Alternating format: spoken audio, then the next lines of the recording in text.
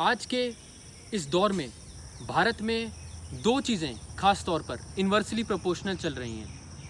नेपाल जैसे छोटे देश और चाइना के प्रति भारत सरकार का जो रवैया रहा है, उससे पता चलता है कि जिस तेज़ी से मोदी जी की 56 इंच की छाती कम हो रही है, उसी तेज़ी से पेट्रोल और डीजल के दाम बढ़ रहे हैं। कोविड-19 के इस मुश्किल दौर में जिसमें सरकार किसान, मजदूर, मिडिल क्लास भारतवासियों को किसी भी प्रकार की सहायता देने में पूर्ण तौर से असफल रही है, ऐसे वक्त में, इस मुश्किल वक्त में पेट्रोल और डीजल के दाम निरंतर बढ़ रहे हैं। पेट्रोल और डीजल के दाम बढ़ना भारत के लोगों के लिए, एक आम आदमी के लिए, उन पर प्रत्यक्ष और अप्रत्यक्ष तौर से उन पर प्रभाव डालता है, यानी डायरेक्टली और इनडायरेक्टली इफेक्ट करता है। डायरेक्टली जब आप पेट्रोल पंप पर अपना बाइक, स्कूटर, गाड़ी लेके जाते हैं और उसमें पेट्रोल या डीजल डलवाते हैं तो वहाँ आपको ज़्यादा दाम देना पड़ेगा। और इनडायरेक्टली जो भी आप सामान मार्केट से, बाज़ार से जाके खरीदते हैं, वो कहीं ना कहीं से ट्रांसपोर्ट होके आता है। तो जब पेट्रोल और डीजल के दाम बढ़ते हैं तो उस चीज़ की, जो आप सामान खरीदते हैं आइटम मार्केट से, उसकी मैन्युफैक्चरिंग कॉस्ट बढ़ती है, जिस करके वो महंगा होता है और बाज़ार में महंगाई आती है।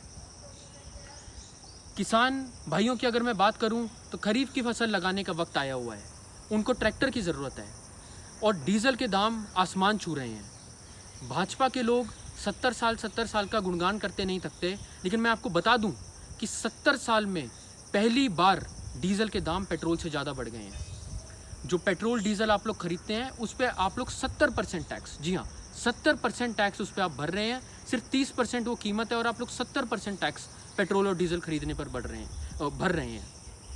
2014 से अगर मैं अंतर्राष्ट्रीय मार्केट की बात करूं तो आज के वक्त में प्रति बैरल का रेट जो है वो 2014 के मुकाबले आधे से भी ज़्यादा कम है, लेकिन फिर भी पेट्रोल और डीजल के दाम निरंतर बढ़ रहे हैं।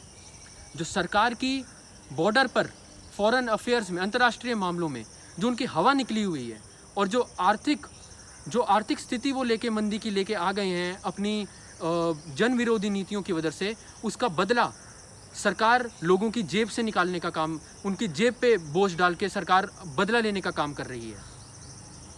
मैं मोदी जी और भाजपा से ये कहना चाहता हूँ कि आप एक ताली और थाली की राजनीति छोड़ दीजिए और पेट्रोल और डीजल के दाम कम करके जो आम आदमी है, जो किसान है, एक जो मिडिल क्लास आदमी है, उनको आप राहत देने का काम कीजिए। धन्यवाद।